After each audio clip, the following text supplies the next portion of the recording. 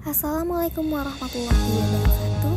Kami dari kelompok 5 mahasiswa Universitas Gunayamukti Prodi Manajemen.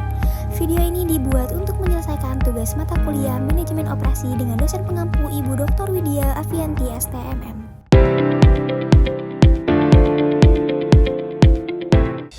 Sebelum kami ke pembahasan lebih lanjut, izinkan kami untuk memperkenalkan diri terlebih dahulu, terutama saya atas nama Priyanka Rivia Putri. Selanjutnya rekan saya Tami Rizky, lalu Willy Gustiar, selanjutnya Wulan Hanisa, Nadia Handayani, dan Kalvi Hardimas. Baiklah, kami dari kelompok 5 akan mempresentasikan materi mengenai manajemen operasi. Yaitu pengertian dan peran manajemen operasi dalam organisasi. Yaitu yang pertama, ada menurut William J. Stephenson pada 2005, manajemen operasi merupakan sebuah sistem manajemen atau sebuah proses untuk menghasilkan produk berupa barang ataupun proses untuk menghasilkan produk berupa jasa. Lalu yang kedua, ada menurut Jay Heiser dan Barry Render pada 2011. Manajemen operasi merupakan aktivitas-aktivitas yang dilakukan oleh suatu perusahaan untuk menghasilkan nilai yang terbentuk dalam produk barang maupun jasa yang dihasilkan dari transformasi input maupun output. Lalu yang ketiga, ada menurut Russell dan Taylor pada 2009. Manajemen operasi merupakan sebuah desain baik dari segi kualitas barang, kuantitas barang, ukuran, bentuk, ciri khas, sampai dengan manfaatnya yang terbentuk karena kebutuhan operasional perusahaan, serta keinginan perusahaan untuk meningkatkan produktivitas perusahaan itu sendiri. Nah, selanjutnya ada peran manajemen operasi adalah memastikan proses produksi barang atau jasa berjalan secara efektif, efisien, dan berkualitas, sehingga tujuan organisasi itu tercapai. Lalu selanjutnya ada menentukan lokasi produksi dalam manajemen operasi. Menentukan lokasi produksi adalah keputusan strategis manajemen operasi karena berpengaruh langsung pada biaya, kelancaran produksi, dan daya saing. Lokasi produksi juga dapat ditentukan dengan mempertimbangkan poin-poin sebagai berikut. Yang pertama, ada menetapkan tujuan lokasi. Di antaranya itu untuk menekankan biaya produksi, mendekatkan ke pasar atau ke konsumen, mendekatkan ke sumber bahan baku, dan kemudahan dalam distribusi. Lalu yang kedua, ada mengidentifikasi faktor-faktor penentu lokasi. Di antaranya, yang A, faktor biaya, yaitu harga tanah atau sewa bangunan, upah tenaga kerja, biaya transportasi, pajak, dan retribusi daerah. Lalu yang B, ada akses bahan baku. Di antaranya ada jarak ke pemasok, keandalan pasokan, dan biaya pengiriman. Lalu yang C, ada akses pasar, yaitu di antaranya kedekatan dengan konsumen, kemudahan distribusi, dan waktu pengiriman produk. Lalu yang terakhir, yang D, yaitu lingkungan dan regulasi, yaitu diantaranya ada izin usaha dan kebijakan pemerintah daerah. Lalu menentukan peramalan produksi. Menentukan peramalan produksi adalah proses memperkirakan jumlah produk yang harus diproduksi di masa depan berdasarkan data penjualan sebelumnya, tren pasar, dan kapasitas produksi agar produk tepat jumlah, biaya terkendali, dan permintaan pelanggan terpenuhi. Lalu ada langkah-langkah dalam menentukan peramalan produksi antara lain yaitu menetapkan tujuan peramalan, menentukan produk atau permintaan yang diramalkan, menentukan jangka waktu peramalan, lalu mengumpulkan data historis, memilih metode peramalan yang sesuai, menghitung hasil ramalan, dan mengevaluasi dan menyesuaikan hasil ramalan. Di sini saya akan menjelaskan mengenai merencanakan MRP atau bahan baku. MRP (Material Requirement Planning) adalah sistem perencanaan dan pengendalian persediaan yang digunakan untuk menentukan jumlah, waktu, dan jenis bahan baku yang dibutuhkan dalam proses produksi. Tujuan MRP yaitu memastikan bahan baku tersedia saat dibutuhkan, menghindari kekurangan dan kelebihan persediaan, menentukan biaya persediaan, hingga meningkatkan kelancaran proses produksi. Selanjutnya ada komponen utama MRP. Yang pertama ada Master Production Schedule atau MPS. MPS adalah jadwal produksi yang menunjukkan apa yang akan diproduksi, berapa jumlahnya, dan kapan harus diproduksi. MPS menjadi dasar utama MRP untuk menghitung kebutuhan bahan baku agar produksi sesuai dengan permintaan. Yang kedua ada Bill of Material atau BOM. BOM adalah daftar lengkap bahan baku, komponen, dan subkomponen yang diperlukan untuk membuat satu produk. BOM menjelaskan jenis bahan dan jumlahnya sehingga MRP dapat menghitung total kebutuhan material secara tepat. Selanjutnya ada Inventory Record. Inventory Record berisi data persediaan yang tersedia, termasuk stok yang ada, stok dalam pemesanan, dan waktu tunggu atau lead time. Komponen ini berfungsi untuk menentukan kapan dan berapa banyak bahan baku harus dipesan agar tidak terjadi kekurangan atau kelebihan persediaan. Selanjutnya adalah supply chain. Apa itu supply chain? Supply chain adalah rangkaian kegiatan yang saling terhubung untuk mengelola aliran bahan baku, proses produksi, distribusi, hingga produk sampai ke konsumen. Tujuan dari supply chain ini adalah yaitu menjamin ketersediaan produk, menekan biaya, menjaga kualitas dan ketepatan waktu, dan meningkatkan kepuasan pelanggan. Lalu ada proses dalam supply chain antara lain yaitu perencanaan, pengadaan, produksi, pengelolaan inventaris, distribusi dan logistik, manajemen pesanan, dan layanan pelanggan. Yaitu tata letak produksi. Tata letak produksi adalah pengaturan mesin, peralatan, tenaga kerja, dan aliran bahan dalam area produksi agar proses berjalan dengan efisien.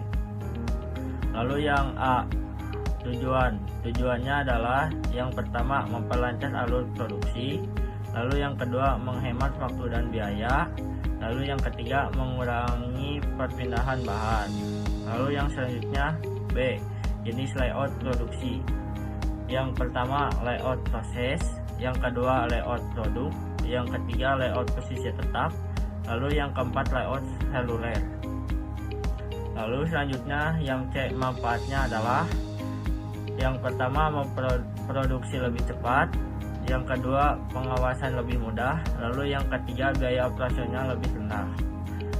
Berikut gambar layoutnya. Panjangnya 6 meter dengan lebar 8 meter. Proses kerja produksi. Proses kerja produksi adalah serangkaian kegiatan yang terencana dan terkoordinasi dalam suatu sistem produksi untuk mengubah bahan baku atau input menjadi barang atau jasa yang memiliki nilai tambah. Proses ini mencakup perencanaan, pengadaan bahan baku, pengolahan, pengendalian kualitas, pengemasan, hingga distribusi dengan melibatkan sumber daya seperti tenaga kerja, mesin, metode kerja, dan modal.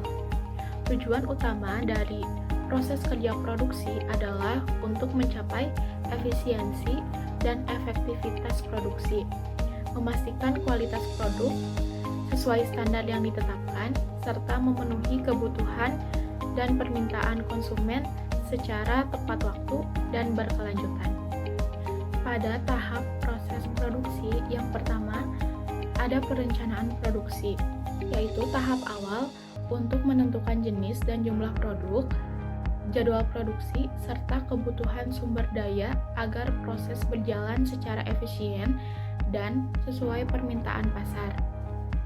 Lalu yang kedua ada pengadaan bahan baku, yaitu kegiatan penyediaan bahan produksi melalui pemilihan pemasok, pembelian, dan penyimpanan untuk menjamin kelancaran dan kualitas produksi. Kemudian yang ketiga ada proses produksi, yaitu tahap inti berupa pengolahan bahan baku menjadi barang setengah jadi atau barang jadi sesuai standar operasional. Kemudian ada pengendalian kualitas, yaitu upaya untuk memastikan produk memenuhi standar mutu melalui pemeriksaan dan pengawasan. Kemudian ada pengemasan, yaitu tahap penyempurnaan produk akhir untuk melindungi produk dan memudahkan penyimpanan serta distribusi. Dan yang terakhir adalah tahapan distribusi, yaitu tahap penyaluran produk kepada konsumen atau pasar secara tepat jumlah dan waktu. Saya akan menjelaskan materi nomor 8, yaitu analisis data kualitatif dan kuantitatif. Analisis data kualitatif adalah proses pengolahan data, penafsiran data non-binary seperti kata, narasi, atau simbol untuk memahami makna, pola, dan fenomena sosial secara mendalam. Analisis ini menekankan pada pemahaman konteks, pengalaman, serta presensi subjek penelitian. Lalu yang selanjutnya, analisis data kualitatif adalah proses pengolahan data berbentuk angka menggunakan metode statistik untuk mengukur, menguji, dan menganalisis hubungan antar variabel secara objektif. Analisis ini bertujuan menghasilkan kesimpulan yang dapat digeneralisasikan. Diagram Pareto. Diagram Pareto adalah alat analisis kualitas yang digunakan untuk mengidentifikasi dan memprioritaskan masalah utama berdasarkan frekuensi kejadian. Prinsip yang digunakan adalah 80/20, yaitu sebagian kecil penyebab sering menimbulkan sebagian besar masalah. Yaitu ada warna tidak sesuai 100%, bentuk yang kurang sesuai ada di 20%, label yang miring ada di 15%. Yang selanjutnya ada diagram Fishbone.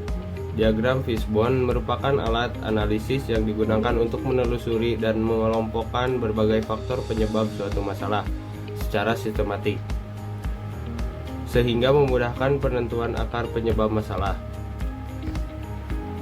Yaitu ada di material, kualitas tapioka tidak konsisten, air rebusan terlalu keruh. Yang kedua ada metode, teknik pembentukan cilok yang berbeda-beda, proses pengadukan adonan tidak merata. Yang ketiga ada di mesin, saringan cilok berlubang besar sehingga bentuk rusak, alat takaran tidak akurat. Yang keempat ada pengukuran, yaitu label dipasang manual, kurang teliti saat pelabelan, lem atau alat tempel kurang presisi. Yang selanjutnya ada di nomor 5, lingkungan, suhu ruangan tidak stabil, pencahayaan kurang baik. Yang terakhir, yang keenam, manusia kurang teliti, kurang pelatihan, terburu-buru saat produksi. Yang selanjutnya ada diagram histogram. Diagram histogram adalah statistik berupa diagram batang yang digunakan untuk menyajikan distribusi frekuensi data kuantitatif, sehingga dapat menunjukkan pola, variasi, dan kecenderungan suatu proses. Di sini ada contoh diagramnya, yaitu histogram. Warna tidak sesuai ada di 100%, bentuk yang kurang sesuai ada di 40%, lalu label miring ada di 25%. Selanjutnya ada pengendalian mutu, yaitu pengendalian mutu adalah serangkaian aktivitas terencana dan sistematis yang bertujuan untuk memastikan bahwa produk atau jasa yang dihasilkan sesuai dengan standar kualitas yang telah ditetapkan. Pengendalian mutu berfokus pada pencegahan cacat, pengurangan variasi proses, serta peningkatan kepuasan pelanggan melalui konsistensi kualitas. Yaitu tujuannya untuk yang pertama mencegah terjadinya cacat, Yang kedua, mengurangi variasi proses. Yang ketiga, menjamin konsistensi produk atau jasa. Yang keempat, meningkatkan kepuasan dan loyalitas pelanggan. Yang kelima, menekankan biaya kualitas atau cost on quality. Dan yang selanjutnya ada jenis-jenis pengendalian mutu, yaitu yang pertama, pengendalian mutu preventif. Yang kedua, pengendalian mutu proses. Yang ketiga, pengendalian mutu infeksi. Yang keempat, pengendalian mutu statistik. Dan yang terakhir, pengendalian mutu terpadu. Selanjutnya, materi terakhir mengenai pemeliharaan alat. Pemeliharaan alat adalah serangkaian aktivitas teknis dan manajerial yang dilakukan untuk menjaga, mempertahankan, dan memulihkan fungsi mesin atau peralatan agar tetap beroperasi sesuai standar kinerja yang ditetapkan.